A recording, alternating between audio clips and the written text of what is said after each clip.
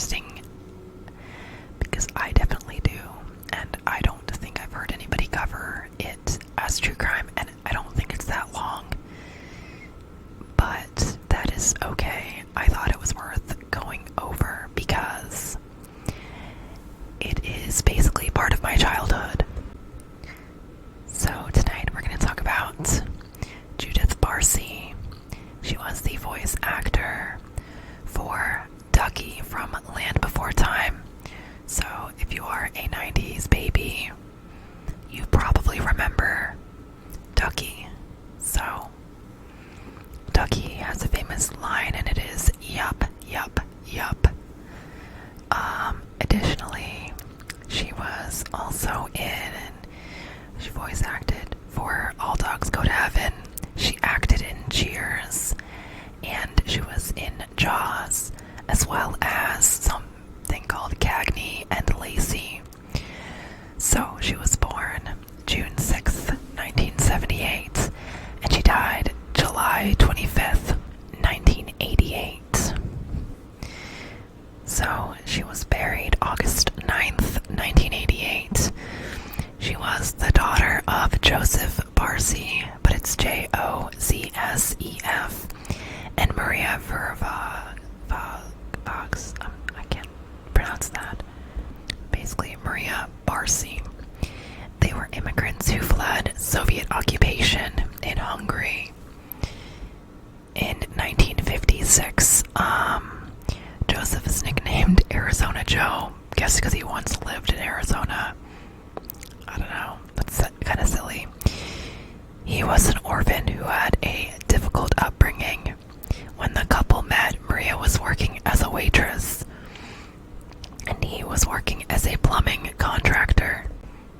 It was mentioned that Joe had a mean streak. He was willing to go off on anyone who laughed or made fun of him.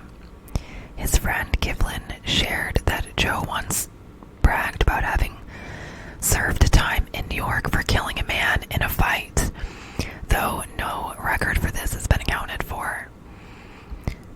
Her mother, Maria, dreamed of Judith becoming a child actress. She strove to instill in Judith good posture, poise, and a certain manner of speech, which might garner success. Maria's brother Joseph Weldon told his sister the chances are 1 in 10,000 that she would succeed, yet somehow she ended up being that one. Judith was relatively short for her age, and by the age of 10, she could still play roles for someone 7 or 8 years old, and she was 3 feet and 8 inches tall. One day while ice skating in San Fernando Valley rink, when she was 5.5 years old, this is when Judith was discovered by camera crew, who at first thought she was 3 years old. This again can be attributed to her small size. And stature. So small, in fact, that she was given hormone injections in an attempt to facilitate growth. Anywho, they offered for her to participate in the filming of a commercial, and this led to her eventually being featured in a commercial for Donald Duck orange juice. She went on to appear in more than 70 commercials. She was in Growing Pains, episodes of Cheers, Jaws, and worked as a voice actress in All Dogs Go to Heaven as the voice of Anne Marie. And, of course, like I mentioned, Land Before Time. Judith tragically and ironically played a daughter murdered by their father in the 1984 series Fatal Vision. Most of you familiar with her again probably remember her as Ducky. I apologize for anything redundant, but anyways, her Hollywood career provided her family $100,000 a year, helping them to afford a 3-bedroom home on Michael Street describes Judith as a bubbly, happy little girl. Despite the Hollywood darling's success, at home her life was fraught with violence and danger. Her father, Joseph, was a problematic drinker and serial abuser. He was arrested for drunk driving on numerous occasions. His abuse was so severe towards Judith and her mother, Maria, that Maria at one point actually reached out to the police. She reported him for domestic violence, abuse, and threats. December of 1986, however, as police could not see any signs of physical marks or obvious abuse, the charges were dropped and nothing was filed. In the report, she describes her husband choking her after he hit her in the face, as well as mentioning his threats to kill her. For a while, some say Joseph took a break from drinking, somehow around the time following her going to the police, but that he continued to threaten the lives of his family, telling them that he would slit their throats, as well as saying he would kill them and burn down the house. That's pleasant. When a family member of Maria's passed away, he kept a telegram from her in an attempt to prevent her from leaving the home. In an attempt to prevent her from leaving the home to deal with that. And basically because he didn't want her to return to Hungary. Maria shared with friends his homicidal intentions towards her and her daughter. From all accounts, Joe seemed perpetually angry with his wife, Maria. Additionally, Joseph's friend, Peter Givlin, revealed that Joseph, on more than one occasion, told him he wanted to murder his family. Both he and Joseph were plumbers. According to Peter Givlin, I had to try to calm him down. I had to tell him, if you kill her, what will happen to your little one? Givlin would say this to him. And then his response was, I gotta kill her too. In an interview with a neighbor, it is described that Joe said to his wife, look at her. She's just a spoiled brat and doesn't share her new toy. He broke it into as many pieces as he could. Another time, as Judith prepared to fly to the Bahamas to film Jaws, The Revenge, Joseph threatened her with a knife. If you decide not to come back, I will cut your throat. Weldon is Maria's brother. Weldon remembered overhearing a conversation between father and daughter soon afterward, while Judith and Maria visited him in New York. He says, Judith Barsi said, remember what I told you before you left? And this caused Judith to start sobbing. Her agent said she noticed that Judith's mood drastically changed the year after filming Jaws. One day before an audition, May of 1988, her agent recalls Judith being so distressed she became hysterical. Little Judith once disclosed to her friend that her father caused her nose to bleed after throwing pots and pans at her. She also shared with friends about her scratches and bruises sustained. According to sources, Judith told friends she was scared to go home when she said, my daddy is drunk every day, and I know he wants to kill my mother. An anxious Judith began pulling her hair and eyelashes and her cat's whiskers. She reportedly had a breakdown beneath the weight of her father's abuse. Her unusual behavior prompted Maria to bring her to a child psychologist, although others say it was her agent, but I digress.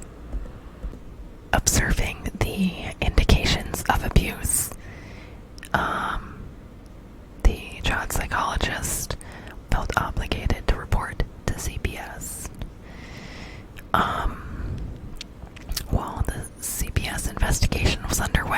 Maria told the social worker in the case that she had a secret apartment she was renting, and that she had every intention to divorce her husband and leave him and live there.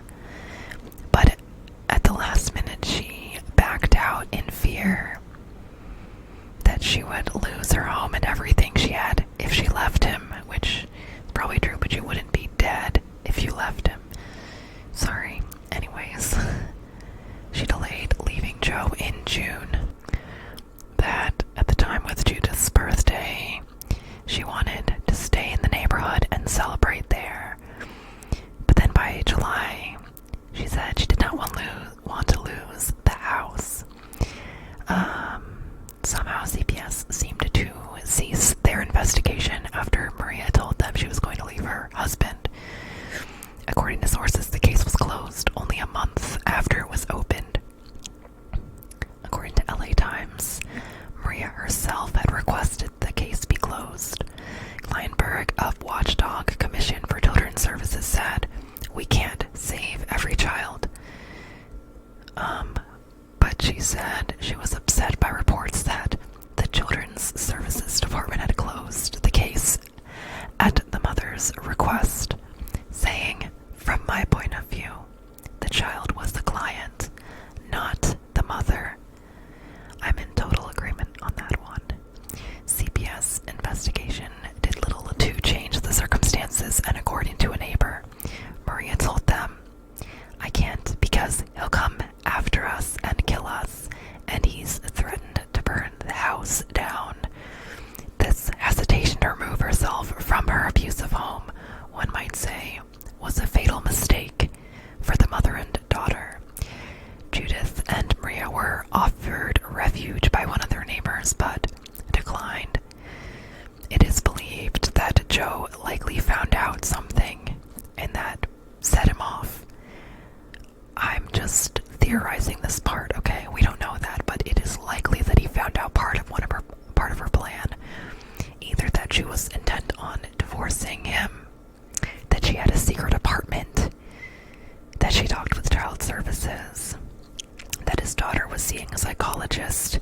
Any of these could set a man of his nature off very easily. One thing is for sure, something significant set him off. The family was found dead via murder-suicide, all shot once in the head. They died several days prior to a scheduled audition Judith had for a role with Hanna-Barbera, July 25th. On the day of the audition, Joe speaks with Hansen over the phone that a car had picked up Maria and Judith for the audition in San Diego. Neighbors say they heard some type of explosion July 27th, 1988 at 8:30 a.m. Explosion being a gunshot, and most likely the one which felled Joseph, the one which he inflicted on himself. The neighbor shared that as they ran off to call 911, they already knew they were dead. Just as Maria said he would kill her. Their murders took place several days prior to the explosion, the mother and daughter. Some sources say that Judith and Maria were killed July 25th, 1988, which makes sense given everything we know. A call was made by Joseph to Judith's agent Ruth Hansen on July 26th, where he informed her he was leaving the home permanently. It is possible that by this point Joseph had already murdered Judith. It's basically what happened. According to police, Judith was shot while sleeping, and following her death, Maria died not long after. So, they died. For sure, Judith died on the 25th. But this other article that I read claimed that Maria died between the 25th and the 27th, but I would think that they died on the same day. I mean, otherwise it doesn't really make sense, in my opinion.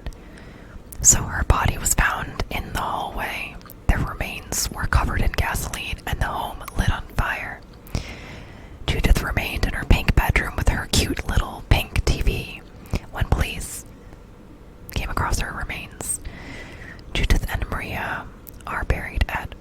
Forest Lawn Memorial Park in Los Angeles. Joseph was found dead in the garage. Cause of death, suicide. Judith's voice acting in Land Before Time and All Dogs Go to Heaven came out not long after her death. Land Before Time in 1988 and All Dogs Go to Heaven in 1989.